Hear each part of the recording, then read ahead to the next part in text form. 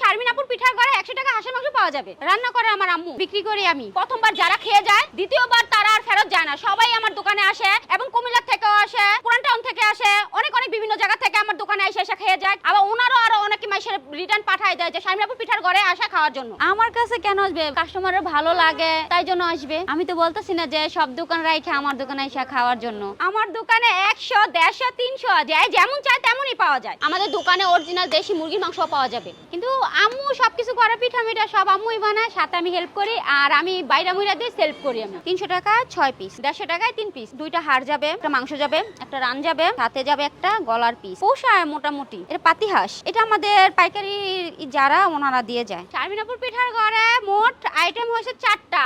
এক হইছে হাঁসের মাংস, মুরগির মাংস, গরুর মাংস বট। হাঁসের মাংস প্রাইস হইছে 300 টাকা, গরুর মাংস প্রাইস হইছে 300 টাকা, মুরগির মাংস প্রাইস 300 টাকা, বটের প্রাইস হইছে 300 টাকা। মাংসর সাথে চিতল পিঠা আছে, চাপটি পিঠা আছে, নোমালি লুটি আছে। আর যদি বলে যে ভাত বা বোনা খিচুড়ি আইটেম যদি বলে তাহলে সেটাও আমরা পাক করি। চিতল পিঠার প্রাইস হইছে 15 টাকা, চাপটি পিঠার প্রাইস হইছে 15 টাকা, আর নোমালি লুটি হইছে 30 টাকা। ভাত প্লেট হইছে, এক প্লেট হইছে 60 টাকা, আর বোনা খিচুড়ি এক প্লেট 60 টাকা। আমার দোকানের নাম হইছে শারমিন পিঠাঘর, কিন্তু সবাই যদি কুমিল্লা পিঠাঘর বলে তাও চিনবে, যদি আইসা বলে শারমিন পিঠাঘর তাও চিনবে।